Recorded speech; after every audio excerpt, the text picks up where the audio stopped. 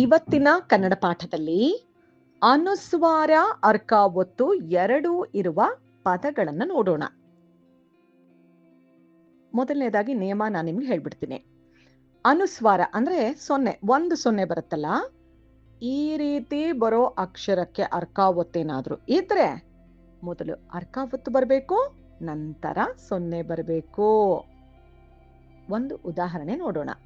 ಧರ್ಮೇಂದ್ರ ನೋಡಿ, ಇಲ್ಲಿ ಕಾಣಿಸ್ತಾ ಇರೋದು ಧರ್ಮೇಂದ್ರ. ಮೇ ಬರೆದು ಆಮೇಲೆ ಅರ್ಕ ಒತ್ತು ಬರೆದು ಆಮೇಲೆ ಅನುಸ್ವಾರ ಸೊನ್ನೆನ ಬರ್ತಿದೆ. ಇದನ್ನ ಈ ರೀತಿ ಧರ್ಮೇಂದ್ರ ಈ ರೀತಿ ಬರೆದ್ರೆ ತಪ್ಪು. ಮೇ ಬರೆದು ಸೊನ್ನೆ ಬರೆದು ಆಮೇಲೆ ಅರ್ಕ ಒತ್ತು ಬರೆಯೋದು ತಪ್ಪು. ಪೂರ್ಣ ಅಕ್ಷರದ ಪಕ್ಕದಲ್ಲಿ ಅರ್ಕ ಒತ್ತು ಬರಬೇಕು. ಇದು ರೂಲ್ ಅಲ್ವಾ? ಪೂರ್ಣಾಕ್ಷರ ಯಾವುದು? ಮಾಕೇತ್ವನ್ ದೀರ್ಘ ಮೇ ಅನ್ನೋದು ಪೂರ್ಣಾಕ್ಷರ. ಅದಕ್ಕೆ ಅರ್ಕ ಒತ್ತು ಸೇರಿಸಿದ್ರೆ ಮೇ ಪಕ್ಕದಲ್ಲಿ ಅರ್ಕ ಒತ್ತು ಬರುತ್ತೆ. ಈ ರೀತಿ ಮೇ ಪಕ್ಕದಲ್ಲಿ ಅರ್ಕ ಒತ್ತು ಬಂದಾಗ ಅದಕ್ಕೆ ಅನುಸ್ವಾರ ಸೇರಿಸಿದರೆ ರ್ಮೇನ್ ಆಗತ್ತೆ.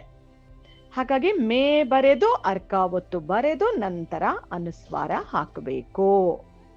ಕನ್ಫ್ಯೂಸ್ ಮಾಡ್ಕೋಬೇಡಿ, ಒಂದಷ್ಟು ಉದಾಹರಣೆ ನೋಡಿದ್ರೆ ನಿಮ್ಗೆ ಗೊತ್ತಾಗತ್ತೆ. ಆಯ್ತಾ?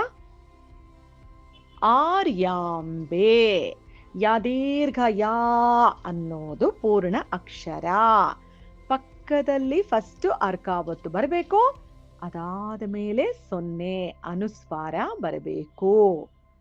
ಧರ್ಮಾಂತರ, ಅರ್ಹಂತ, ಸರ್ವೇಂದ್ರಿಯ, ಪರ್ಯಂಕ, ಸರ್ವಾಂತರ್ಯಾಮಿ, ಧರ್ಮಾಂಬುಧಿ, ಕರ್ಮೇಂದ್ರಿಯಗಳು, ಪೂರ್ವಾಂಚಲ, ಕರ್ಣೇಂದ್ರಿಯ, ಕರ್ಮಾಂತರ, ಧರ್ಮಾಂತರಣ.